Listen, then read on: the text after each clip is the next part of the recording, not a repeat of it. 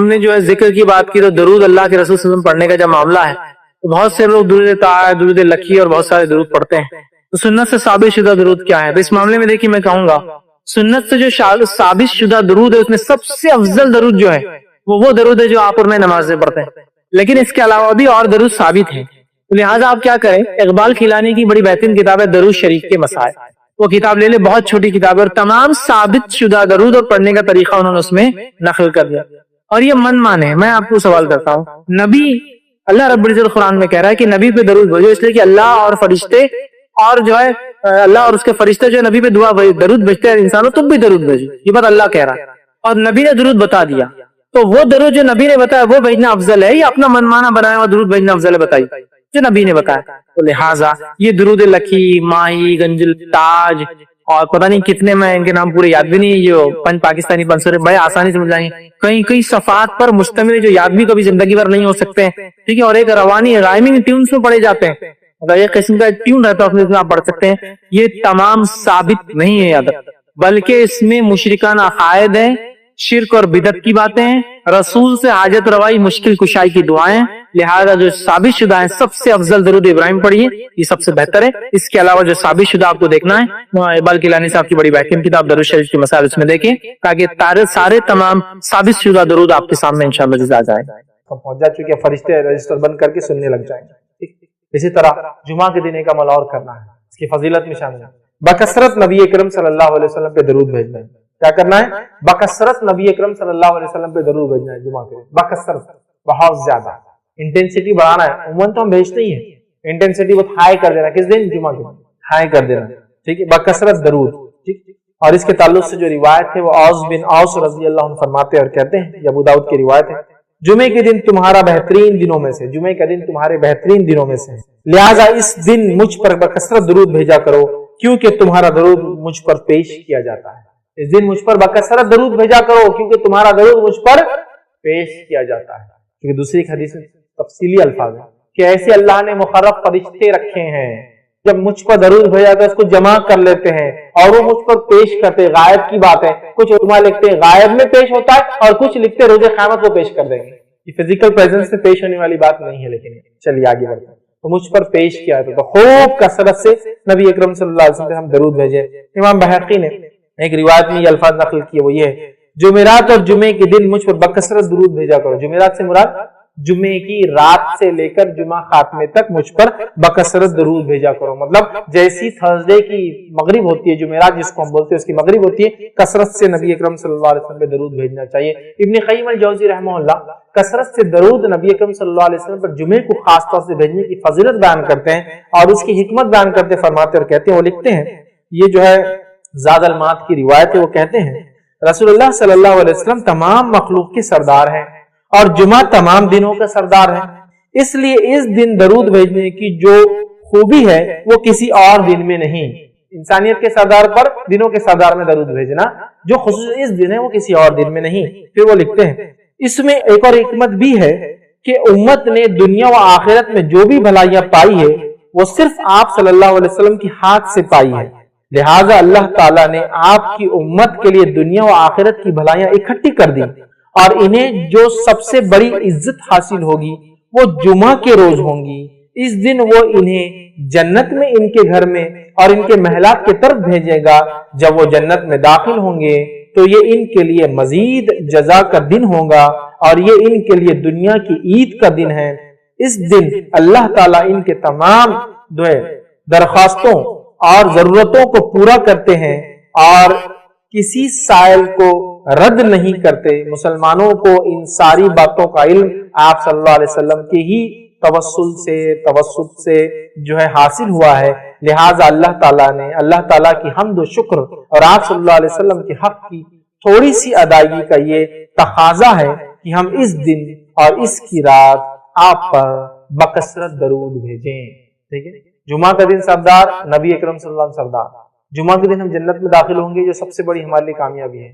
یہ تمام کا راستہ جنت کا نبی اکرم صلی اللہ علیہ وسلم کے وسیلے سے ہم کو ملا. لہٰذا یہ ضروری ہے کہ اس دن نبی اکرم صلی اللہ علیہ وسلم کثرت سے درود بھیجیں. یہ اس کا ایک چھوٹا سا میں نے جس دیا جو میں نے پڑھا، بڑی حکمت ہے اس کے پیچھے. تو کثرت سے نبی اکرم صلی اللہ علیہ وسلم پر جمعہ کے دن दरूद भेजना चाहिए। सबसे अफजल दरूद जो नबी अकरम सल्लल्लाहु अलैहि वसल्लम पर भेजा जा सकता है वो कौन सा है? दरूद इब्राहिमी। वो दरूद जो आप और मैं किसमें पढ़ते हैं?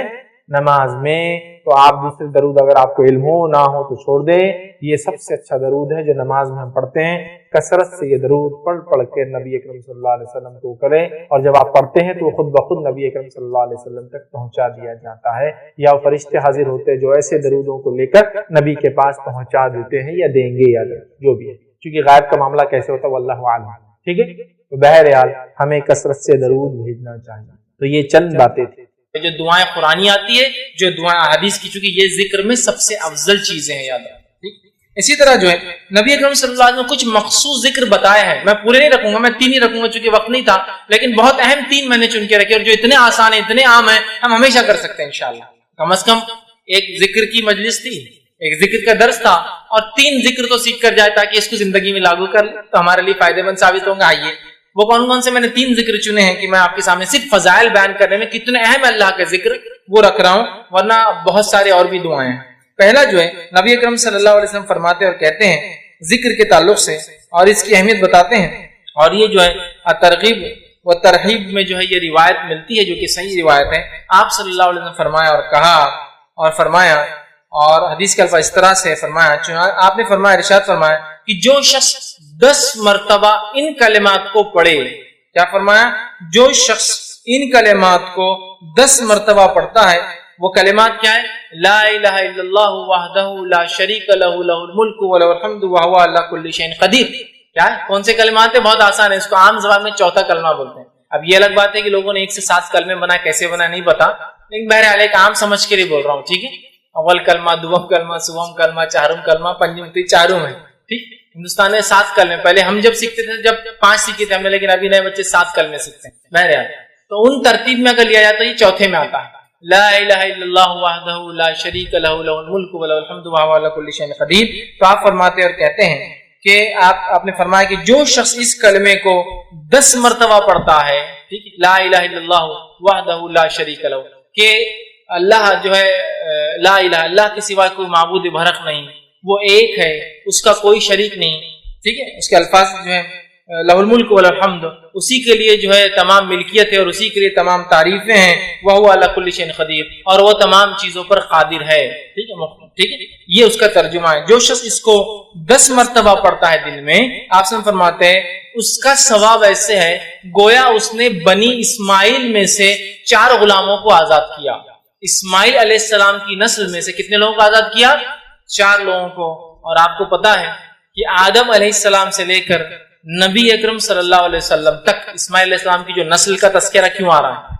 आदम अलैहिस्सलाम से लेकर नबी अकरम सल्लल्लाहु अलैहि वसल्लम तक आप फरमाते हैं इस नस्ल में किसी ने भी जिना नहीं किया, क्योंकि अंबिया जो होते सबसे पाकीज़ा नस्ल में पैदा होते हैं। समझ रहे? मुशरिक गुजरे हैं वो एक अलग चीज है, लेकिन कोई जो है जिना नहीं किया, मतलब वलद जिना या जिना की औलाद या जिना नहीं किया, इतनी पाकीज़ा नस्ल है आदम अलैहिस्सलाम से लेकर इस्माइल अलैहिस्सलाम से लेकर रसूलुल्लाह सल्लल्लाहु अलैहि वसल्लम तक। समझ रहे आप? तो कहा उसने बनी इस्माइल में से 4 गुलाम आजाद किए। गुलाम आजाद करना बहुत अजर सवाब काम है। क्या करना है हमको? ला इलाहा इल्लल्लाह वहदहु ला शरीक लहु लहुल मुल्कु व लहुल हम्दु व हुवा अला कुल्ली शैइन 10 मरतबा पढ़ना है। क्या किया आपने? बनी इस्माइल में से 4 गुलाम आजाद कर दी, सिर्फ 10 मरतबा कलमे को पढ़ना है। कितने फजाइल अंदाजा। दूसरी फजीलत जो है एक और जिक्र की जो मैं आज रख रहा हूं, वैसे बहुत है लेकिन 3 मैंने चुने हैं सिर्फ।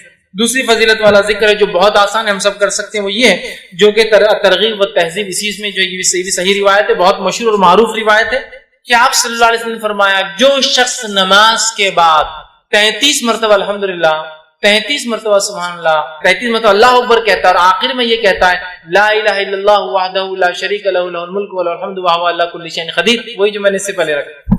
तो 33 बार जो है उस शख्स ने जो है अल्हम्दुलिल्लाह कहा, 33 बार सुभानअल्लाह कहा, 33 बार अल्लाहु अकबर कहा, और उसके आखिर में ये कहा, क्योंकि 33 और 33 हो गए 99, और आखिर में 100 की गिनती पूरी कर दी, ये कह कर कि ला इलाहा इल्लल्लाह वहदहु ला शरीक लहु लहुल मुल्कु व लहुल हम्दु व हुवा अला कुल्ली शैइन कदीर। तो आप फरमाते और कहते हैं जब ये कहता है तो आप फरमाते हैं कि जो है उसके फायदा ये है तो इसके सारे गुनाह माफ कर दिए जाते हैं, गोया अगर इसके गुनाह समंदर के झाग के बराबर भी हो तो। ایک روایت میں فرمایا یہ پڑھنا غلام آزاد کرنے سے زیادہ بہتر ہے.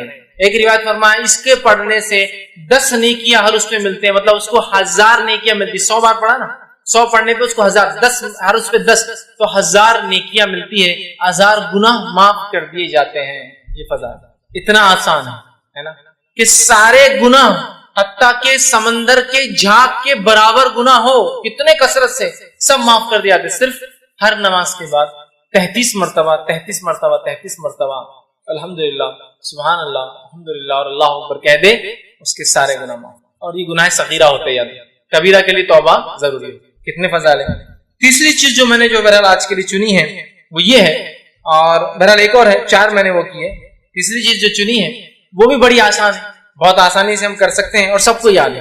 آپ صلی اللہ علیہ وسلم فرماتے ہیں اور کہتے ہیں, یہ حدیث جو ہے ترغیب و تہذیب کی, آپ نے فرمایا اور کہا جو شخص ٹھیک ہے یہ پڑھے جو ہے لا حول ولا قوت الا باللہ. حدیث کا الفاظ اس لیے ہے قل لا حول ولا قوت, جو شخص اس کا وظیفہ کرے لا حول ولا قوت الا باللہ فانه کنز من کنوز الجنہ. یہ حدیث کے الفاظ ہے قل لا حول ولا قوت الا باللہ فانها کنز من کنوز الجنہ, کہ جو شخص لا حول ولا قوت الا باللہ یہ پڑھیں گا تو یہ جنت کے خزانوں میں سے ایک خزانہ ہے. جنت کے خزانوں میں سے خزانہ, اس کا معنی کیا ہوتا ہے؟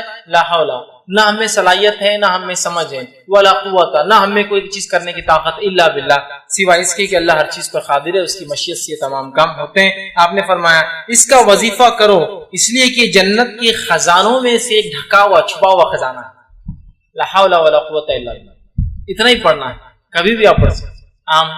چوتھا جو ایک حدیث جو صحیح بخاری کی ہے, اور صحیح بخاری کی آخری حدیث ہے, لاسٹ حدیث کے الفاظ دیکھیے کیا ہے, کلمتان حبیبتان الی الرحمن, 2 کلمے ایسے ہیں جو رحمان کو بڑے پسند ہیں, خفیفتان علی اللسان, بہت آسان ہے انسان کی زبان میں, بڑے ہلکے ہوتے زبان کے اعتبار سے, ثقیلتان فی المیزان, لیکن بہت وزنی بھاری ہوں گے روز قیامت میزان کے اندر, سبحان اللہ وبحمدہ وسبحان اللہ العظیم.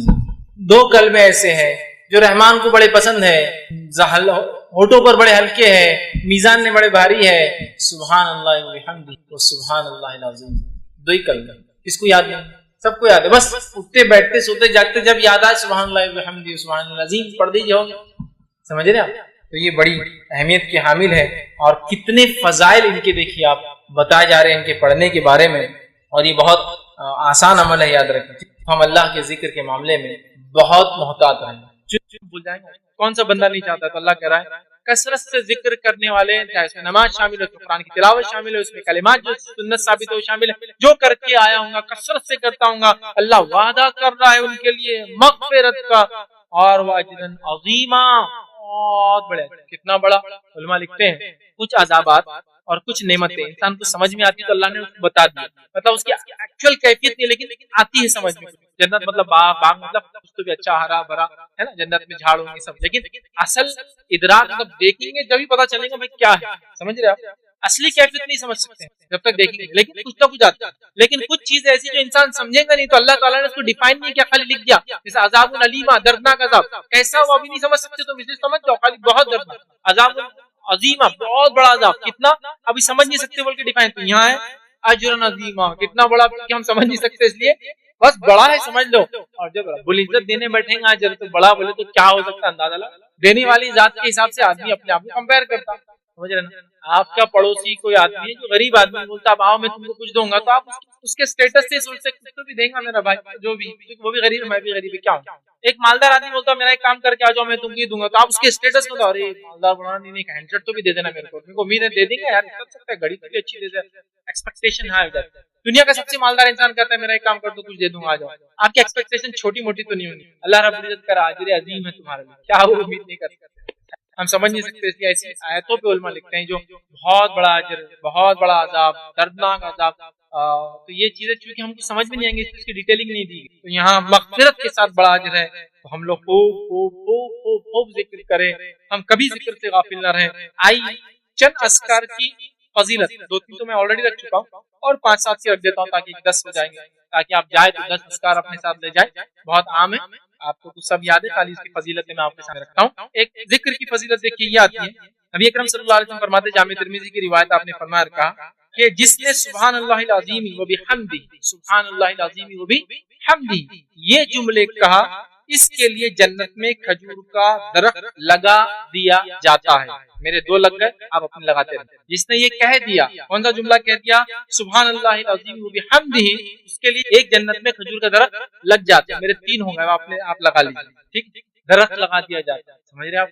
और आपको मालूम ये जन्नत का दरख्त मामूली नहीं। एक सहाबी को अल्लाह के रसूल सल्लल्लाहु अलैहि वसल्लम ने बशारत दी कि अगर अल्लाह के नाम में सदका करेगा तो जन्नत में खजूर की खोशे में, मतलब बाग मिलेंगे और खजूरें होंगी। तो सहाबी ने अपना पूरा बाग अल्लाह के नाम में सदका कर दिया। इस एक बशारत पर उसको जन्नत में बाग मिलेंगे और उसमें खोशे मिलेंगे, मतलब झाड़ होंगे, दे दिया। और अपनी बीवी से कहा, निकल जाओ बाग से बाहर, इसलिए कि मैंने ये आखिरत में खजूरों के खोशों के लिए जो है खेत अल्लाह के नाम में सदका कर दिया। बीवी भी खुश हुई, कहा बहुत अच्छा सौदा किया, और निकल के चली गई, समझे आप, झाड़ लग। तीसरी जो चीज हम देखेंगे, उसके गुनाह बख्श दिए जाते हैं। रिवायत के अल्फाज देखिए इस तरह से कि जो शख्स ये जुमले कहेगा, हदीस के अल्फाज, जिस शख्स ने मुअज्जिन की अजान सुनकर ये दुआ पढ़ी, मतलब अजान आपने सुनी, अजान के बाद बहुत सारी दुआ, उनमें ये भी एक दुआ, अजान का इब्न माजा की रिवायत, अजान के बाद ये दुआ पढ़ी, दुआ है व अना अशहदु अन ला इलाहा इल्लल्लाह वहदहु ला शरीका लहु व अशहदु अन्ना मुहम्मदन अब्दुहु रसूलुहु रज़ीतु बिल्लाहि रब्बन व बिल इस्लामी दीनन व मुहम्मदन नबिय्यन, जिसने ये दुआ पढ़ी, मैं गवाही देता हूँ कि अल्लाह के अलावा कोई हकीकी माबूद नहीं, वो अकेला है, इसका कोई शरीक नहीं, और गवाही देता हूँ कि मोहम्मद सल्लल्लाहु अलैहि वसल्लम उसके बंदे और रसूल हैं। मैं अल्लाह के रब होने में, इस्लाम के दीन होने में और मोहम्मद सल्लल्लाहु अलैहि वसल्लम के नबी होने से राजी हूँ, तो इसके गुनाह बख्श दिए जाएंगे। 33 बार सुभान अल्लाह, 33 बार अल्हम्दुलिल्लाह, 33 बार अल्लाहु अकबर, आखिर में ला इलाहा इल्लल्लाह वहदहु ला शरीका लहु लहुल मुल्कु व लहुल हम्दु व हुवा अला कुल्ली शैइन कदीर कहने का फजीलत है। तमाम गुनाह चाहे समंदर की झाग के बराबर क्यों न हो। इसी तरह एक और रिवायत के अंदर अल्फाज इस तरह से, तमाम गुनाह इंसान के माफ हो सकते चाहे समंदर के बराबर क्यों ना हो। सही बुखारी की रिवायत है, ठीक है। हदीस के अल्फाज ये है कि नबी अकरम सल्लल्लाहु अलैहि वसल्लम फरमाया, जिसने सुभान अल्लाह व बिहम्दिही दिन में से 100 मरतबा कहा, सुभान अल्लाह व बिहम्दिही दिन में से 100 मरतबा कहा, तो इसके गुनाह माफ कर दिए जाते हैं, वह समंदर के झाग के बराबर हो। उलमा लिखते हैं जो कि 100 मरतबा है, हर नमाज के बाद 20 का बांध ले तो हो जाते हैं उससे, जो 100 मरतबा कहते हैं तमाम गुनाह उसके माफ हो जाते हैं। कितना छोटा जुमला है। इसी तरह जामे तिर्मिज़ी की रिवायत है, नबी अकरम सल्लल्लाहु अलैहि वसल्लम फरमाते हैं, जो शख्स अपनी दुआ में ये कलमे शामिल कर लेता है, उसकी दुआ कबूल हो जाती है। अपनी दुआ में इन सेंटेंस को ऐड कर लेता है, उसकी दुआ कबूल हो जाती है। वो कौन सा जुमला है? वो जुमला है जो अल्लाह के नबी यूनुस अलैहिस्सलाम ने मछली के पेट में अदा किया था। जो शख्स अपनी दुआ में जुमले को ऐड कर लेता है, अल्लाह के रसूल सल्लल्लाहु अलैहि वसल्लम फरमाते हैं कि अल्लाह ताला इसकी दुआ कबूल कर लेता है, और वो जुमला है ला इलाहा इल्ला अंता सुब्हानका मिनज़ ज़ालिमीन। ये दुआ जो पढ़ता है, मतलब ये जुमला अपनी दुआ में जो ऐड कर लेता है, तो अल्लाह के रसूल फरमा रहे हैं क्योंकि ये ऐसी दुआ है कि जब भी कोई मुसलमान शख्स इसे पढ़कर दुआ करेगा तो अल्लाह ताला इसकी दुआओं को कबूल फरमाएगा। पर ये जुमला अगर दुआ में शामिल करता है, फिर अपनी हाजत रखता है, तो अल्लाह ताला उसकी हाजत को पूरा कर देता है।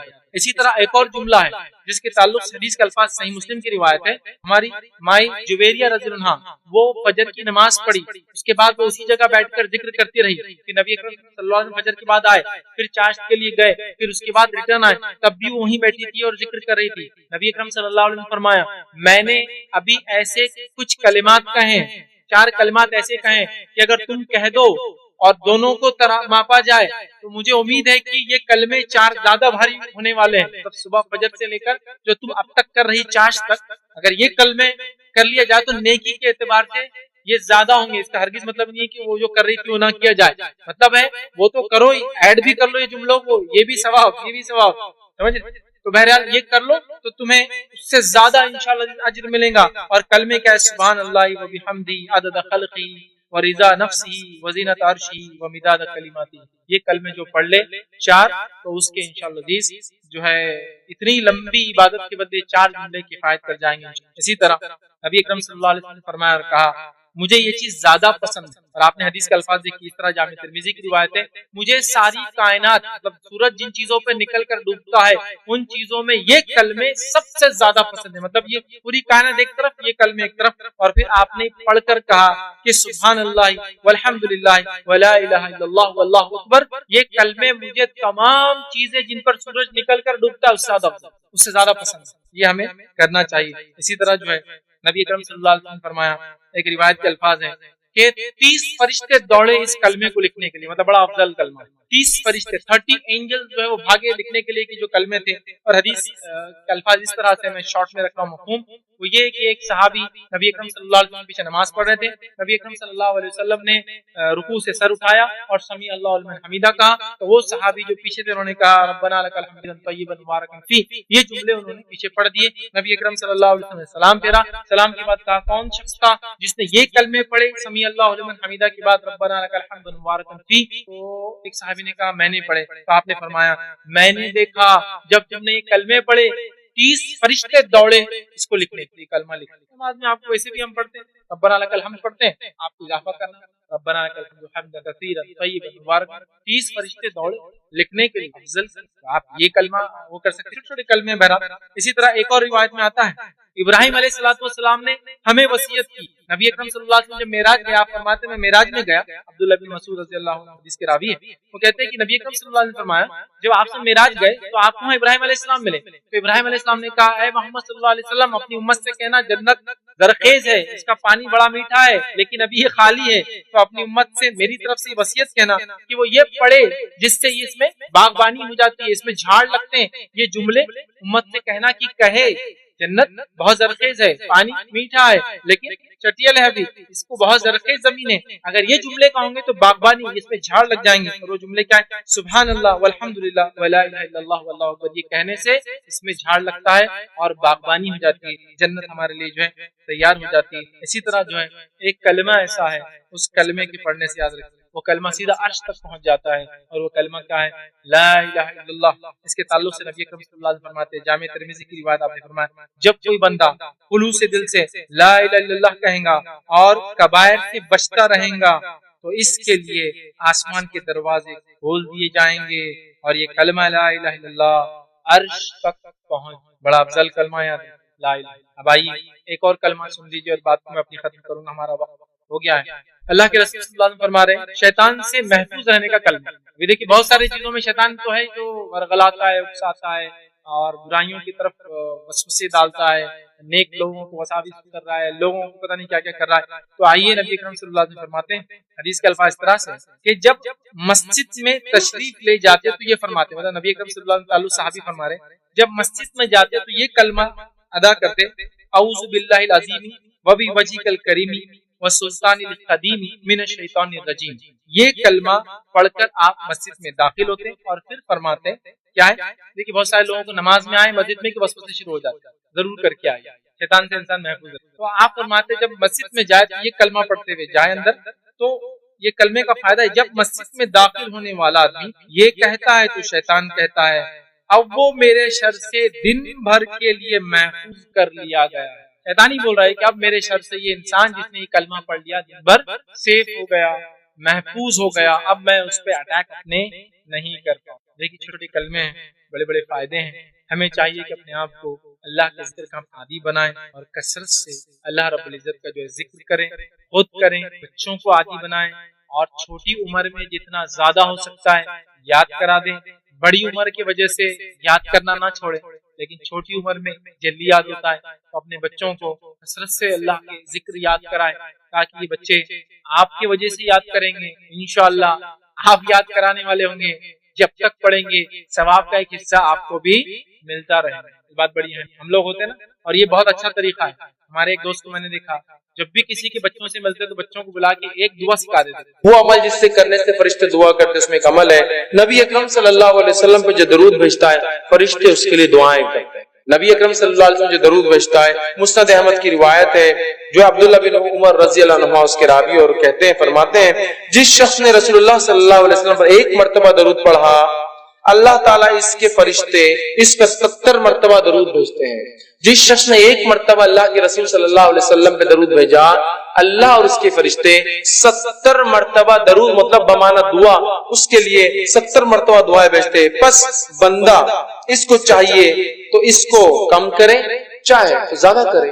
اب بندے کے اوپر ہے وہ کتنی دعا چاہتا ہے اور کتنی نہیں. جتنا زیادہ دعا چاہتا ہے اتنا زیادہ درود بھیجے، جتنی کم دعا چاہتا ہے اتنا کم درود بھیج دے. تو اب بندے کے اوپر معاملہ ہے. تو ہمیں چاہیے نبی اکرم صلی اللہ علیہ وسلم پر بکثرت درود بھیجے، بکثرت जितना हो सकता है, इसलिए कि 70 मरतबा अल्लाह और उसके फरिश्ते दरूद भेजते हैं जो नबी अकरम सल्लल्लाहु अलैहि वसल्लम पे दरूद भेजता है। आइए एक वाकया सुनिए। जो है उबय बिन काब जो है रजी अल्लाह अन्हु जो है वो फरमाते हैं, जामे तिरमिज़ी में ये रिवायत आती है, वो एक मरतबा अल्लाह के रसूल सल्लल्लाहु अलैहि वसल्लम के पास हाजिर हो कहा कि मैंने कहा अल्लाह के रसूल सल्लल्लाहु अलैहि वसल्लम, मैं बहुत ज्यादा दरूद पढ़ना चाहता हूँ, तो आप मेरी रहनुमाई करें कि मैं अपनी दुआओं के कितने हिस्से को दरूद पर मुश्तमिल करूं और कितने हिस्से में अपने लिए दुआ मांगूं।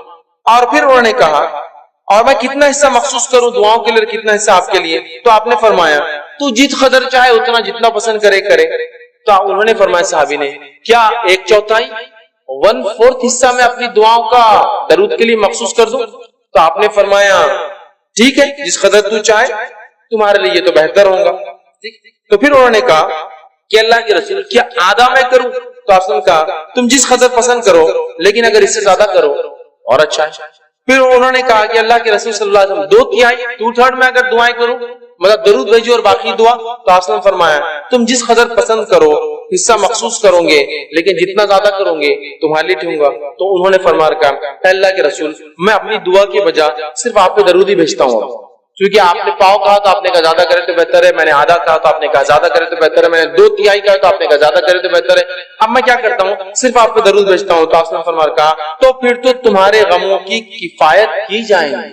अगर तुमने सिर्फ मेरे ऊपर दरूद ही भेजा और दुआ अपने लिए नहीं मांगी, तो फिर तो तुम्हारे गमों की अल्लाह किफायत कर जाएगा, जितने गम और परेशान किफायत कर जाएंगी। और वो अमल जिससे करने से फरिश्ते दुआ करते, उसमें एक अमल है, नबी अकरम सल्लल्लाहु अलैहि वसल्लम पे जो दरूद भेजता है फरिश्ते उसके लिए दुआएं करते हैं। नबी अकरम सल्लल्लाहु अलैहि वसल्लम जो दरूद भेजता है, मुस्नद अहमद की रिवायत है, जो अब्दुल्लाह बिन उमर रज़ी अल्लाहु अन्हु उसके रावी और कहते हैं, फरमाते हैं, जिस शख्स ने रसूलुल्लाह सल्लल्लाहु अलैहि वसल्लम पर एक मर्तबा दरूद पढ़ा, अल्लाह ताला इसके फरिश्ते इस पर 70 मर्तबा दरूद भेजते हैं। जिस शख्स ने एक मर्तबा अल्लाह के रसूल सल्लल्लाहु अलैहि वसल्लम पे दरूद भेजा, अल्लाह और उसके फरिश्ते 70 मर्तबा दरूद मतलब बमाना दुआ उसके लिए 70 मर्तबा दुआएं भेजते हैं। बस बंदा इसको चाहिए तो इसको कम करे, चाहे तो ज्यादा करे। अब बंदे के ऊपर है वो कितनी दुआ चाहता है और कितनी नहीं। जितना ज्यादा दुआ चाहता है उतना ज्यादा दरूद भेजे, जितनी कम दुआ चाहता है उतना कम दरूद भेज दे। तो अब बंदे के ऊपर मामला है, तो हमें चाहिए नबी अकरम सल्लल्लाहु अलैहि वसल्लम पर बकसरत दरूद भेजे, बकसरत जितना हो सकता है, इसलिए कि 70 मर्तबा अल्लाह उसके फरिश्ते दरूद भेजते हैं जो नबी अकरम सल्लल्लाहु अलैहि वसल्लम पे दरूद भेजता है। आइए एक वाकया सुनिए। जो है उबय बिन काब जो है रजी अल्लाह अन्हु जो है वो फरमाते हैं, जामे तिरमिज़ी में रिवायत आती है, वो एक मर्तबा अल्लाह के रसूल सल्लल्लाहु अलैहि वसल्लम के पास हाजिर हो कहा कि मैंने कहा अल्लाह के रसूल सल्लल्लाहु अलैहि वसल्लम, मैं बहुत ज्यादा दरूद पढ़ना चाहता हूँ, तो आप मेरी रहनुमाई करें कि मैं अपनी दुआओं के कितने हिस्से को दरूद पर मुश्तमिल करूं और कितने हिस्से में अपने लिए दुआ मांगूं। और फिर उन्होंने कहा और मैं कितना हिस्सा मखसूस करूं दुआओं के लिए, कितना हिस्सा आपके लिए। तो आपने फरमाया तू जित कदर चाहे उतना, जितना पसंद करे करे। तो उन्होंने फरमाया साहबी ने, क्या 1/4 1/4 हिस्सा में अपनी दुआओं का दरूद के लिए मखसूस कर दूं? तो आपने फरमाया ठीक है, जिस कदर तू चाहे, तुम्हारे लिए तो बेहतर होगा। तो फिर उन्होंने कहा कि अल्लाह के रसूल क्या आधा मैं करूं? तो आपने कहा तुम जिस कदर पसंद करो, लेकिन अगर इससे ज्यादा करो और अच्छा है। फिर उन्होंने कहा कि अल्लाह के रसूल सल्लल्लाहु अलैहि वसल्लम 2/3 2/3 में अगर दुआएं करूं, मतलब दरूद भेजो और बाकी दुआ। तो आपने फरमाया तुम जिस कदर पसंद करो हिस्सा मखसूस करोगे, लेकिन जितना ज्यादा करोगे तुम्हारे लिए ठीक होगा। तो उन्होंने फरमाया कहा अल्लाह के रसूल, मैं अपनी दुआ की बजाय सिर्फ आप पे दरूद ही भेजता हूँ, क्योंकि आपने पाव कहा तो आपने कहा ज्यादा करे तो बेहतर है, मैंने आधा कहा तो आपने कहा ज्यादा करे तो बेहतर है, मैंने 2/3 कहा तो आपने कहा ज्यादा करे तो बेहतर है। अब मैं क्या करता हूँ, सिर्फ आप पे दरूद भेजता हूँ। तो आपने फरमाया कहा तो फिर तो तुम्हारे गमों की किफायत की जाएगी। अगर तुमने सिर्फ मेरे ऊपर दरूद ही भेजा और दुआ अपने लिए नहीं मांगी, तो फिर तो तुम्हारे गमों की अल्लाह किफायत कर जाएगा, जितने गम और परेशान किफायत कर जाएंगी और गुनाहों को माफ कर दिया जाएगा। तो इस हदीस से पता चला नबी अकरम सल्लल्लाहु अलैहि वसल्लम दरूद भेजने से गमों की किफायत हो जाती है, हर गम अल्लाह दूर कर देता है और अल्लाह ताला जो है हमें हमारे गुनाहों को माफ करता है। तो हमें चाहिए कसरत से नबी अकरम सल्लल्लाहु अलैहि वसल्लम दरूद भेजे, दुनिया का भी फायदा और आखिरत का फायदा, दुआएं कबूल हो रही है, माफी मिल रही है, फरिश्ते भी दुआ करे, अल्लाह भी दरूद भेज रहा है। और 70 मरतबा एक बार भेजो, 70 मरतबा अल्लाह और उसके फरिश्तों की दुआएं। इसी तरह जो है तौबा और इस्तिगफार के फायदे क्या होते हैं? अगर इंसान तौबा करता है, इस्तिगफार करता है, तो क्या बेनिफिट्स उसको मिलते हैं इस चीज के, वो भी हम देखते हैं। चलिए आइए। اللہ رب العزت سے جب ایک بندہ توبہ کرتا ہے، استغفار کرتا ہے، تو بہت سارے دنیا کے فائدے اور بہت سارے آخرت کے فائدے اٹھاتا ہے۔ یہ فائدوں کو میں اس لیے رکھ رہا ہوں جس کو فضائل کہتے ہیں۔ یہ فضائل جاننے سے انشاءاللہ عزیز ہمارے دل میں ایک جذبہ پیدا ہوگا توبہ اور استغفار کا، اور نہ صرف ہم اپنے گناہوں پر توبہ اور استغفار کریں گے جو کہ ہم بھول چکے ہیں توبہ اور استغفار اپنے گناہوں پر بھی، بلکہ ہم گناہوں کے علاوہ بھی توبہ اور استغفار کو اپنا زندگی کا معمول بنا لیں گے انشاءاللہ۔ تو آئیے کچھ فضائل دیکھتے ہیں توبہ کے۔ پہلا فائدہ توبہ کا وہ یہ ہے کہ جو لوگ توبہ کرتے ہیں، اللہ سے اس کی طرف پلٹ کے استغفار کرتے ہیں، وہ اللہ کے محبوب ترین بندے، پسندیدہ لوگ ہیں۔ اور اللہ رب العزت قرآن میں فرماتا ہے، سورہ بقرہ سورہ نمبر 2 آیت میں 222 میں اللہ فرماتا ہے اور کہتا ہے، ان اللہ یحب التوابین و یحب المتطہرین، اللہ توبہ قبول کرنے والوں کو، رجوع کرنے والوں کو، گناہوں سے پلٹنے والوں کو اور پاکیزہ رہنے والوں کو، صاف ستھرے رہنے والوں کو پسند کرتا ہے۔ تو توبہ کرنے کا پہلا فائدہ، اللہ کی محبت انسان کو حاصل ہوتی ہے اور اس کے محبوب بندوں میں اس کا شمار ہوتا ہے، اس لیے کہ اللہ محبوب کو رکھتا ہے، پسند کرتا ہے توبہ کرنے والوں کو۔ دوسرا فائدہ توبہ کرنے کا جو ایک انسان کو ملتا ہے وہ کیا ہے؟ اللہ اسے بخش دیتا ہے۔ توبہ کرنے والے کو اللہ بخش دیتا ہے، معاف کر دیتا ہے، اس کی خطاؤں کو درگزر کر دیتا ہے۔ اللہ رب العزت قرآن میں فرماتا ہے، سورہ طٰہٰ سورہ نمبر 20 آیت نمبر 82، اللہ فرماتا ہے، وَإِنِّي لَغَفَّارٌ لِمَن تَابَ وَآمَنَ وَعَمِلَ صَالِحًا ثُمَّ اهْتَدَىٰ۔ سن لیجئے کیا فرمایا اللہ کہ میں جو ہے لوگوں کو معاف کرتا ہوں، لمن تابا، جو میری طرف رجوع کرتا ہے، جو میرے سے توبہ کرتا ہے میں اسے معاف کرتا ہوں، لیکن کنڈیشنل ہے میری معافی۔ پہلی شرط معافی کے لیے، وہ آمنا، وہ ایمان والا ہو، وہ عمل صالحا، اور پھر نیک کام کرے توبہ کرنے کے بعد۔ اس کا ہرگز معلوم نہیں، مطلب یہ نہیں کہ توبہ کر لیا مطلب نیا اکاؤنٹ کھولنے کی اجازت مل گئی مجھے اب گناہ کرنے کی۔ توبہ کرتا ہے ایمان والا انسان اور پھر نیک کام کرتا ہے تو اللہ رب العزت فرماتا ہے، وَإِنِّي لَغَفَّارٌ لِمَن تَابَ، کہ ان لوگوں کی میں توبہ قبول کرتا ہوں جو مجھ سے توبہ کرتے ہیں اور انہیں معاف کر دیتا ہوں، اور پھر وہ ایمان لائے اور نیک عمل پھر کرتے رہے اور اس معاملے پہ جم جائے، اس معاملے پر بڑھ جائے۔ تیسرا فائدہ، چوتھا فائدہ اور پانچواں فائدہ، چونکہ ایک ہی حدیث میں آتا ہے اس لیے میں ایک ساتھ رکھوں گا۔ تیسرا فائدہ توبہ کا ہے، اللہ غم سے نجات دیتا ہے، پریشانیوں سے نجات دیتا ہے، مشکلوں سے نجات دیتا ہے۔ چوتھا فائدہ، تنگ دستی دور کرتا ہے۔ سبحان اللہ، ہم نے سوچا بھی نہیں تھا توبہ استغفار کا تعلق تنگ دستی سے بھی ہو سکتا ہے، یا توبہ استغفار کرنے سے رزق میں کشادگی بھی آ سکتی ہے، مال و دولت میں فراوانی بھی ہو سکتی ہے۔ اس لیے کہ توبہ کرنے کا ایک فائدہ ہے تنگ دستی سے اللہ نجات دیتا ہے۔ اور پانچواں فائدہ توبہ کا معلوم آپ کو کیا ہے؟ ایسی جگہ سے روزی دیتا ہے جہاں سے سوچا بھی نہیں ہو۔ تنگ دستی بھی دور ہوتی ہے، غم بھی دور ہوتے ہیں، اور ایسی جگہ سے روزی ملتی ہے، روزی سمجھتے ہیں نا آپ، رزق ملتا ہے جہاں سے سوچا بھی نہیں ہوگا، گمان بھی نہیں کیا ہوگا، فہم میں بھی نہیں لایا ہوگا اس نے۔ آئیے حدیث اس طرح سے ابو داؤد کی روایت ہے، تینوں فائدے ایک ہی حدیث میں آتے ہیں۔ پہلا، جو شخص استغفار کو لازم پکڑ لیتا ہے، استغفار کو اپنے نفس سے لازم کر لیتا ہے، پکڑتا ہے، تو اللہ تعالیٰ اس کے لیے ہر غم سے نجات کا راستہ نکالتا ہے۔ ہر غم، آج کون سا نا جو انسان ہے جو غم زدہ نہیں ہے، پریشان حال نہیں ہے؟ بتائیے مجھے، وہ کہہ سکتا ہے کہ مکمل طور 100% خوش ہوں؟ ہم تو ہر حال میں اللہ کا شکر تو ادا کرتے ہیں، لیکن کہیں نہ کہیں پریشانیاں ہیں۔ پریشانیوں کا حل توبہ اور استغفار۔ ہم نے تو کبھی سوچا ہی نہیں تھا کہ غم کا علاج بھی استغفار ہو سکتا ہے۔ ہر غم سے اللہ نجات دیتا ہے استغفار کی بنیاد پہ، اس کی فضیلت یہ ہے۔ دوسرا، ہر تنگ دستی سے کشادگی کی طرف لے آتا ہے، ہر قسم کی غربت اور تنگ دستی سے نکال کے کشادگی کی طرف لاتا ہے۔ اور تیسرا، صرف تنگ دستی اور تنگ دستی سے نکال کے کشادگی کی طرف نہیں لاتا ہے، ایسی جگہ سے روزی دیتا ہے جہاں سے اس نے گمان بھی نہ کیا ہو، سوچا بھی نہ ہو۔ یاد رکھیں، سوچا بھی نہ ہو۔ کیا فائدے ہیں استغفار اور توبہ؟ روزی میں برکت، ایسی جگہ سے روزی جہاں سے سوچا نہ ہوگا، ہر غم سے نجات۔ کوئی کہتا میرے گھر میں بیماری ہے، میں غم زدہ ہوں، استغفار کی کثرت۔ کوئی کہہ رہا ہے مجھے تنگ دستی ہے، استغفار کی کثرت۔ کوئی کہہ رہا ہے مجھے جو مال و دولت کی کمی ہے، استغفار کی کثرت کیجئے تو صحیح، آپ دیکھیے اللہ کیسی برکت دیتا ہے۔ اور کوئی کہے مال و دولت کا برکت نہیں ہے، استغفار کیجئے، اس لیے کہ اللہ نے مال و دولت کی برکت چھینی نہ آپ۔ رزق میں اضافہ کہاں ہو رہا ہے؟ مال تو تعداد کوانٹٹی وائز بہت ہے، لیکن دل کہاں سکون میں ہے؟ استغفار نہیں کر رہے ہیں۔ استغفار کی کثرت، استغفار کی کثرت، استغفار کو معمول بنا لیجیے۔ تین عظیم فائدے ایک ہی حدیث میں استغفار کے، غم سے نجات، تنگ دستی سے کشادگی کی طرف، اور ایسی جگہ سے روزی دیتا ہے جہاں سے سوچا بھی نہیں۔ اسی طرح غم سے نجات کے تعلق سے چھوٹا سا واقعہ رکھ دیتا ہوں صرف آپ کے سامنے، چونکہ ہمارے حالت میں ایسے واقعات ہوتے ہیں، ہمارے ماحول میں اس لیے رکھ رہا ہوں۔ کہ نبی اکرم صلی اللہ علیہ وسلم کے پاس ایک صحابہ اور ایک صحابی آئی جن کے بیٹے کو گرفتار دشمنوں نے پکڑ لیا، اور نہ صرف پکڑا، خبر ملی کہ بہت مضبوط زنجیروں کے اندر اس کے پیر باندھ دیے۔ وہ آئے اور کہا اللہ کے رسول صلی اللہ علیہ وسلم دشمنوں نے جو ہے ہمارے بچے کو پکڑ لیا ہے، آپ کچھ بتائیے کیا کیا جائے، کیا کرا جائے کہ ہمارا جو ہے بچہ واپس آ جائے، میرا بیٹا جو ہے واپس آ جائے، وہ ماں اور باپ دونوں آئے۔ اللہ کے رسول صلی اللہ علیہ وسلم نے کہا استغفار کی کثرت، استغفار۔ وہ کہتے ہیں کہ وہ دونوں گھر گئے، استغفار کی خوب کثرت، اور ان کے بیٹے کہتے ہیں کہ جب میں بیڑیوں میں جکڑا تھا اچانک ایسا ہوا کہ میری پیروں کی دونوں بیڑیاں ٹوٹ گئی، اچانک رات میں دونوں بیڑیاں ٹوٹ گئی۔ جب بیڑیاں ٹوٹ گئی تو میں پریشان ہو گئی یہ کیا ہوا، لوہے کی زنجیریں تھی وہ بیڑیاں بولتے لوہے کی موٹی موٹی زنجیروں میں جب قیدی کو قید کیا جاتا ہے جو آسانی سے نہیں ٹوٹتی، یاد رکھیے، ٹوٹ گئی، میں پریشان ہوا، اور ایک اونٹ میں نے پکڑا، وہ ایک اونٹنی میں نے لی، اس پر سوار ہوا اور بھاگنے لگا۔ جب میں اس اونٹنی پر بیٹھ کر بھاگنے لگا تو سارے اونٹ باڑے کے نکل کے میرے پیچھے بھاگنے لگے۔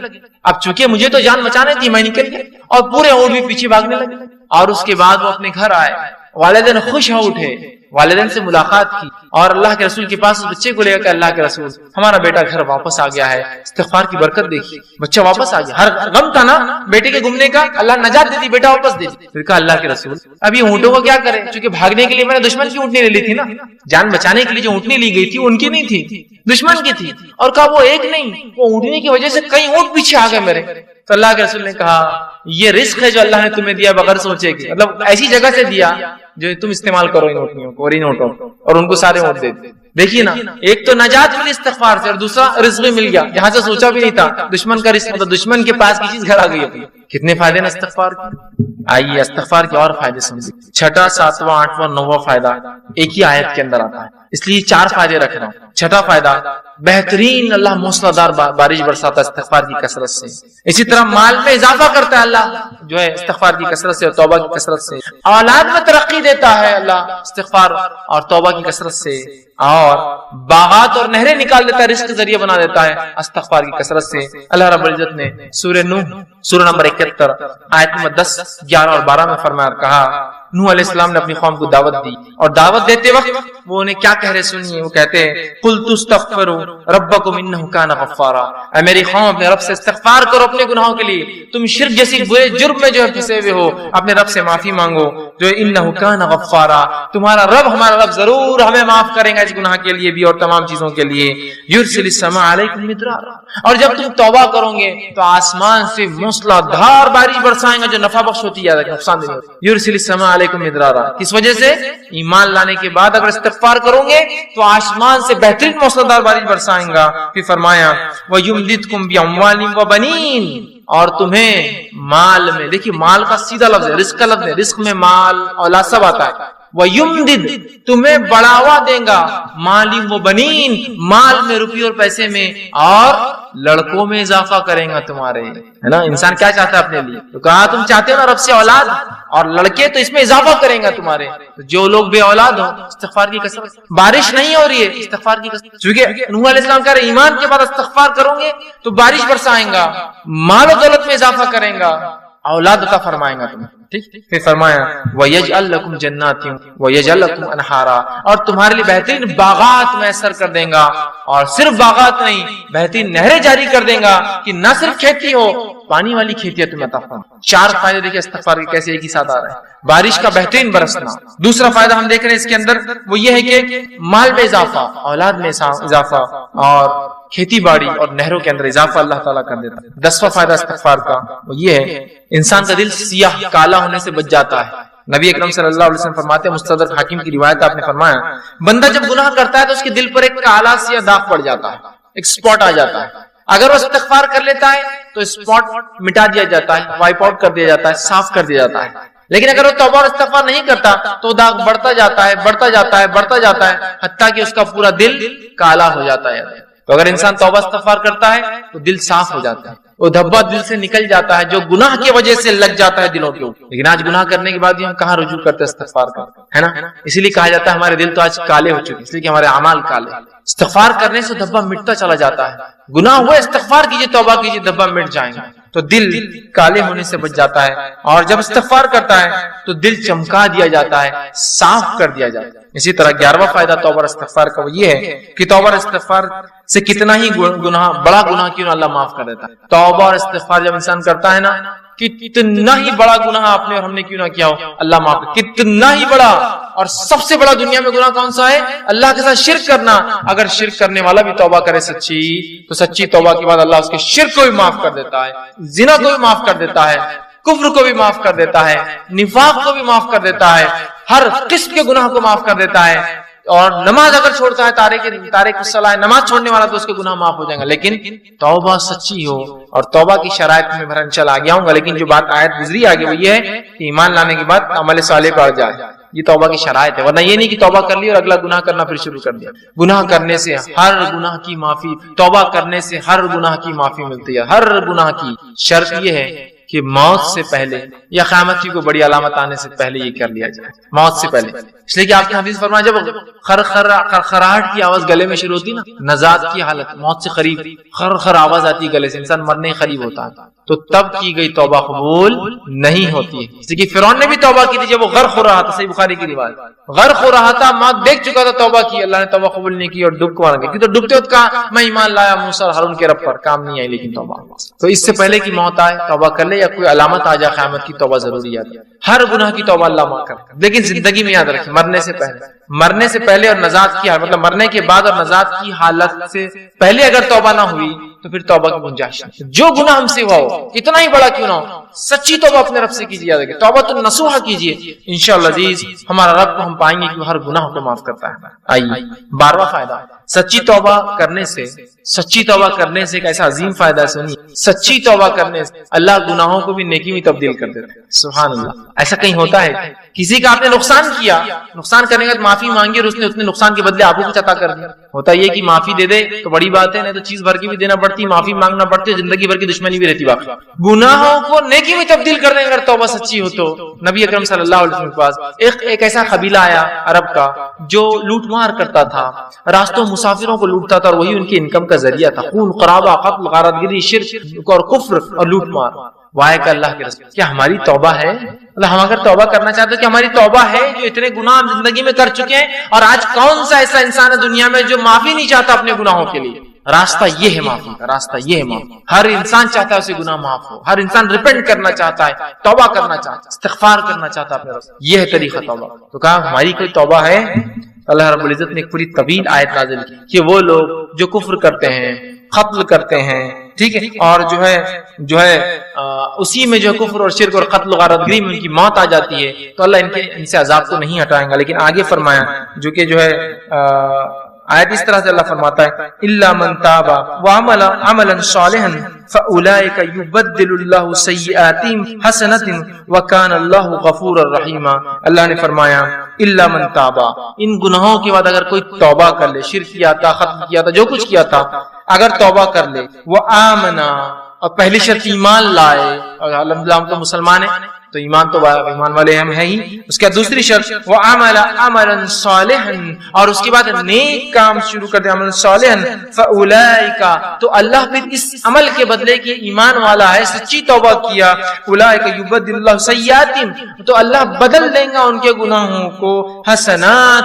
نیکیوں کے اندر۔ سبحان اللہ۔ اور آگے فرمایا وکان اللہ غفور الرحیم، اور اللہ تعالیٰ تو معاف کرنے والا اور رحم کرنے والا۔ تو گناہ بھی نیکی میں تبدیل ہو سکتے اگر سچی توبہ انسان کی۔ اسی طرح ابن ماجہ کی روایت ہے، آپ صلی اللہ علیہ وسلم فرماتے کہتے ہیں اگر تم اس قدر گناہ کرو کہ تمہارے گناہ آسمان تک پہنچ جائے، لیکن ان حدیثوں کو بالکل رائٹ کانٹیکسٹ میں لیجیے، بالکل صحیح معنوں میں لیجیے، یہ حدیث دلیل نہیں ہے گناہ کرنے کی، جو ہو جاتے اس کی معافی کی دلیل ہے، رائٹ کانٹیکسٹ۔ تو اللہ کے رسول فرماتے ہیں کہ اگر تمہارے گناہ آسمانوں تک بھی اگر چھوں گے، ٹھیک ہے، اگر تم اس قدر گناہ کرو کہ تمہارے گناہ آسمانوں تک پہنچ جائیں گے، پھر تم توبہ کر لو تو اللہ تمہاری توبہ کو قبول کریں گے۔ اگر کسی انسان نے ایسے بھی گناہ کیے ہو جو آسمانوں تک چھو رہ جائے، لیکن وہ اللہ کی ذات سے ان گناہوں پہ کبھی نا امید نہ ہو، یاد رکھیں، بلکہ اگر سچی توبہ کرتا ہے تو انشاءاللہ عزیز اپنے رب کو وہ توبہ قبول کرنے والا اور معاف کرنے والا ضرور پائیں گا، لیکن توبہ سچی ہو، اس کی شرائط کے ساتھ، یاد رکھیں۔ چلیے آئیے آگے 13वीं चीज, 13वां फायदा जो हम तौबा का फायदा उठाते हैं और जो है इस्तिगफार का, आदमी सच्ची तौबा की वजह से जन्नत का मुस्तहिक बन जाता है। सच्ची तौबा की वजह से जन्नत का मुस्तहिक बन जाता है। अल्लाह रब्बुल इज्जत ने सूरह तहरीम सूरह नंबर 66 आयत नंबर 8 में फरमाया, या अय्युहल्लज़ीना आमनू तूबू इलल्लाहि तौबतन नसूहा, ऐ वे लोगों जो ईमान लाए हो, अल्लाह से सच्ची तौबा करो, सच्चा रुजू करो, सच्चे ढंग से उसकी तरफ पलटो और गुनाहों से अपनी माफी मांगो। तो नसूहा आसा रब्बुकुम अन युकफ्फिर अन्कुम सय्यातिकुम, तो हो सकता है तुम्हारा रब फिर तुमसे तुम्हारे गुनाहों की मग़फ़िरत कर दे, उसका कफ़ारा कर दे, उसे माफ कर दे। सय्यातिकुम व युदखिलकुम जन्नातिन तजरी मिन तहतिहा अल-अनहार, और तुम्हें ऐसी जन्नतों में दाखिल कर दे जिसके नीचे नदियां नहरें बहती। तौबा करने का फायदा, इंसान जन्नत का मुस्तहिक बन जाता है। 14वां और आखिरी फायदा जो आज मैं रखूंगा तौबा का, वो ये है, जब इंसान सच्ची तौबा करता है, सच्चे तौर से नदामत होता है, तौबा करता है, तो जो है अल्लाह रब्बुल इज्जत जो है उससे खुश होता है। इंसान जब तौबा करता है तो अल्लाह खुश होता है, नाराज नहीं होता। हाँ, नाराज तो उनसे होता है जो गुनाह करे और अड़ जाए उस पर, लेकिन जो तौबा करते हैं अल्लाह खुश होता है। हदीस के अल्फाज इस तरह से, जो तौबा के बारे में नबी अकरम सल्लल्लाहु अलैहि वसल्लम फरमाते कि अल्लाह खुश होता है, और हदीस इस तरह से जो सही बुखारी की रिवायत है, आप सल्लल्लाहु अलैहि वसल्लम फरमाते हैं कि अल्लाह अपने बंदे की तौबा पर ऐसा खुश होता है, जब बंदा तौबा कर अल्लाह ऐसा खुश होता है जैसे कि एक शख्स सफर पर निकला हो, मुसाफिर हो, सफर करके चल जा रहा हो और एक जगह अपने ऊंट को बांधे और लेट जाए रेगिस्तान के बीच में, और जब वो जागे तो उसका ऊंट चला जाए, वो थोड़ा निकल कर ढूंढता है अपने ऊंट को, उसका ऊंट उसे नजर नहीं आता, तो फिर वो वापस आता है और सोचता है कि अब रेगिस्तान में घूम के मरने से अच्छा है जहां लेटा था उस छोटे दरख्त के नीचे लेट जाऊं तो मुझे मौत आ जाए, क्योंकि अब रेगिस्तान में ऊंट घूमना मतलब मौत है और कोई रास्ता नहीं। वो आकर लेट जाता है, और जब लेट जाता है थोड़ी देर बाद देखता है तो उसका ऊंट पूरे माल के साथ जूं का तू खड़ा है। एक तो रेगिस्तान, उस पर अकेला मुसाफिर, और उस पर ऊंट का वापस आना, ये बहुत ताज्जुब की बात है। जो लोग अरब है वो जानते हैं, जो लोग ऊंट पालते हैं जानते हैं, ऊंट कभी जिंदगी में पालतू नहीं होता।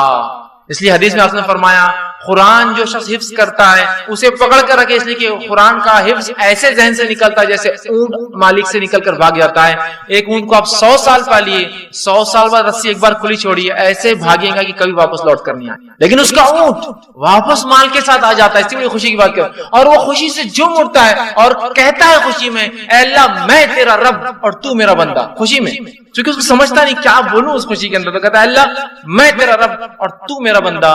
उस आदमी से भी ज्यादा अल्लाह खुश होता है जब कोई शख्स तौबा करता है, उस आदमी से भी ज्यादा अल्लाह खुश होता है जब कोई शख्स तौबा करता है। देख रहे हैं आप तौबा क्या फजीलत, अल्लाह खुश होता है तौबा करने वाले, और बहुत नाराज और गजबनाक होता है, अजाब नाजिल करता है जो गुनाह पे गुनाह करते हैं। और इंसान होने के नाते क्या गुनाह हमसे नहीं होते, क्या गुनाह नहीं होते हमारी आंखों से, हमारे हाथ से, हमारी जबान से, हमारे कानों से, हमारे जिस्म से, लेकिन रब से हम फौरन कर ले अस्तगफिरुल्लाह अस्तगफिरुल्लाह, पता नहीं क्या हो गया, कोई चीज नुकसान पहुंच गया, किसी जानवर को नुकसान पहुंच गया, किसी इंसान को पहुंच गया, मैं नहीं जानता हूं, मेरी गाड़ी कहीं खड़ी थी, किसी को तकलीफ हो गई होंगी, इस्तिगफार का विर्द कर रहा हूं, अस्तगफिरुल्लाह, हो गया गुनाह माफ, आइंदा वो गलती नहीं करना चाहिए। लेकिन अननोन, हमको नहीं पता हमसे क्या हो रहा है, कितनी खताएं गलतियां हो जाती, बस विर्द करते रहिए, अपने एक मामूल बना ले हम।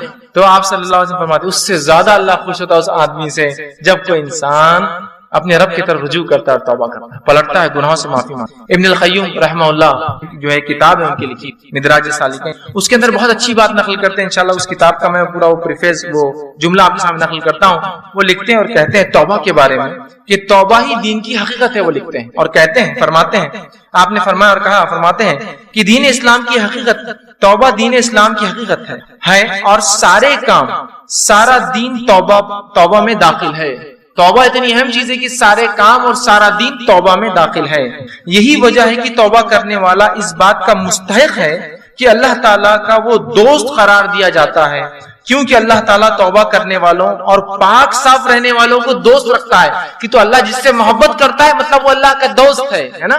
तौबा करने वालों से अल्लाह मोहब्बत करता है मतलब अल्लाह के दोस्त है। इसका मतलब तौबा दीन का बहुत अहम हिस्सा, बल्कि वो कहते हैं बल्कि मुकम्मिल दीन इस्लाम मुकम्मिल तौबा के अंदर है। फिर वो आगे लिखते हैं, अल्लाह ताला अपने इन बंदों से मोहब्बत रखता है जो इस काम को बजा लाए जिसका इसने हुक्म दिया है, और इसे तर्क करे, उन कामों को छोड़ दे जिससे इसने मना फरमाया है। तो गोया तौबा का मफहूम ये है कि जिन कामों को अल्लाह ताला ने जाहिरी और बातिनी तौर पर नापसंद फरमाया है, पर फरमाता है इंसान इनसे रुजू करे, तौबा करे, کرتے ہوئے ایسے کاموں کو اختیار کرے جنہیں اللہ تعالیٰ ظاہری اور باطنی مطلب اوپنلی اور کلوزلی چھپا ہوا سیکرٹلی اس کو پسند کرتا ہے. فرماتا ہے اس اعتبار سے توبہ ایک جامع لفظ ہے اور اسلام، ایمان اور احسان اس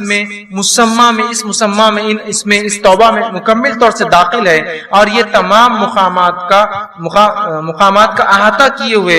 اسی لیے یہ ہر مومن کے مقصود کی ابتدا بھی ہے کہ وہ توبہ کرے اور انتہا بھی ہے، خاتمہ بھی اسی پر ہو کہ وہ توبہ کرے.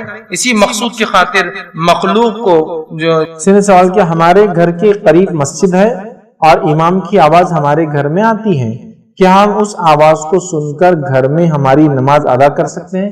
کسی نے شاید جمعہ کے تعلق سے عام بات کر رہے ہوں کہ مسجد قریب ہے تو وہ امام صاحب جب نماز پڑھاتے تو آواز پوری کلیئر آتی ہے تو کیا ہم پڑھ سکتے ہیں؟ تو میں کہوں گا ایسا آپ نہیں کر سکتے، اس لیے کہ آپ کا وہ گھر ہے، مسجد نہیں. سمجھے؟ ایسا نہیں کر سکتے آپ.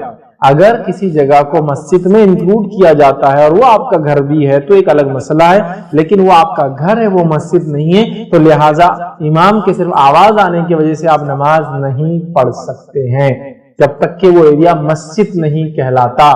مسجد حرم میں یا مسجد نبی کے اطراف جو مالس وغیرہ ہے انہوں نے یہ سسٹم کر رکھا ہے، وہ ایک جگہ کو ڈیڈیکیٹڈ کرتے ہیں مسجد کے لیے اور وہ حرم سے جڑا ہوتا ہے پورا سسٹم. پتہ ہے نا آپ کو؟ مطلب وہی مائک سسٹم جو حرم کا ہے، وہ اس کا ایک اسپیکر یہاں ہوتا ہے، آپ پورا سن سکتے ہیں. تو یہ تو ایک الگ مسئلہ ہے، لیکن آپ کا گھر مسجد نہیں، وہ ڈیڈیکیٹڈ مسجدیں ہوتی ہیں. ٹھیک ہے ٹھیک ہے. اور ویسے بھی وہاں علماء کہتے ہیں کہ آپ آگے پڑھیے، لوگ اپنے اپنے مقامات سے وہیں پڑھ رہے ہیں، درست نہیں. جب آگے فل ہے تو یہاں بھی آپ پڑھ سکتے ہیں. ٹھیک ہے بہرحال. تو مسجد چونکہ آپ کا گھر مسجد نہیں ہے تو لہٰذا وہاں آپ ایسا نہیں کر سکتے، آپ کو مسجد میں ہی جانا پڑے گا. ٹھیک ہے. گھر میں اس طرح صرف آواز آنے پر آپ ان کے پیچھے نماز نہیں پڑھ سکتے. السلام علیکم. خطبے میں امام محمد صلی اللہ علیہ وسلم کے نام لیتا ہے تو ہمیں بھی صلی اللہ علیہ وسلم بولنا چاہیے. بھائی نے ایک سوال کیا کہ نبی اکرم صلی اللہ علیہ وسلم پر جب نام لے خطیب خطبے میں تو کیا ہم درود بھیجیں؟ دیکھیے خطیب خطبے میں نام لے رہا ہے تو خطیب درود بھیجے، یہ اس کے لیے ضروری ہے. ہم لوگوں کا بولنا نہیں ضروری، اس لیے ہم سب بولیں گے تو پھر مسجد میں آواز شروع ہو جائے گا. نبی اکرم صلی اللہ علیہ وسلم کو جب کوئی شخص نام لے تو اس پر واجب ہے کہ آپ کو درود بھیجا جائے. اگر ہم سن رہے ہیں تو ہم دل میں درود بھیجیں. ہم اگر زور سے درود بھیجیں گے تو مسجد جمعہ کے دن ڈسٹرب ہوں گی. تو لہٰذا آپ اگر نبی اکرم صلی اللہ علیہ وسلم کا نام جمعے میں بھی آ رہا ہے تو آپ دل میں درود بھیج دیں جمعہ کے اندر. ٹھیک ہے دل میں درود بھیج دیں، باقی ٹائم تو آپ بالکل پڑھ سکتے ہیں، دل میں بھیجیں. چونکہ آپ زور سے پڑھیں گے تو مسجد ڈسٹرب ہوں گی اور جمعے کے دن مسجد میں آواز ہونا یہ ٹھیک نہیں ہے، اس کے ادب کے خلاف ہے. تو لہٰذا آپ وہاں دل میں بھیج دیں یا پھر خطیب نام لے رہا ہے وہ پڑھے، کیونکہ نام ہمارے سامنے لیا جا رہا ہے. دل میں درود بھیجنا انشاءاللہ یہ کفایت کر جائیں گا. اس کا الفاظ ادا کیجیے ورنہ پوری مسجد ڈسٹرب ہے. کسی نے سوال کیا what about a woman who can't go for جمعہ صلاح as she has to take care of others at home, example old parents, اس میں بچے بھی ایڈ کے چلڈرن. ٹھیک. سوال یہ ہے کہ ایک عورت جمعہ کو نہیں جا سکتی مطلب نماز کو، چونکہ اس پہ ذمہ داریاں گھر میں بوڑھے ماں باپ ہو سکتے ہیں یا ساس سسر ہو سکتے ہیں، بچے ہو سکتے ہیں، کیا کریں؟ دیکھیے میں نے اس کی وضاحت کر دی. عورت کے لیے جمعہ مستثنا ہے، ایکسیپشنل ہے، اس کو اس کی پکڑ نہیں ہوگی، اللہ پوچھے گا نہیں. چونکہ 5 لوگوں کے لیے جمعہ نہیں ہے، پڑھے تو افضل ہے، نہ پڑھے تو کچھ نہیں. لیکن میں نے کیوں کہا پڑھو، کیوں کہا مسجد جاؤ؟ تاکہ مسجد جانے سے کم از کم ہفتے واری عورتیں واضح و نصیحت تو سنیں گی، اجتماعیت میں جڑنے سے کم از کم ایک ان میں جذبہ اور جوش تو آئے گا. اس نیت سے میں نے کہا. تو لہٰذا آپ مجبوراً اگر نہیں جاتے تو آپ کے لیے کچھ بھی نہیں ہے، اس کی کوئی پکڑ نہیں ہے. ہاں اگر سوال کا حصہ یہ کہ اگر ہم جمعہ نہیں جا سکتے، گھر پہ ہے، ذمہ داری ہو، تو کیا کریں؟ تو دیکھیے جس کو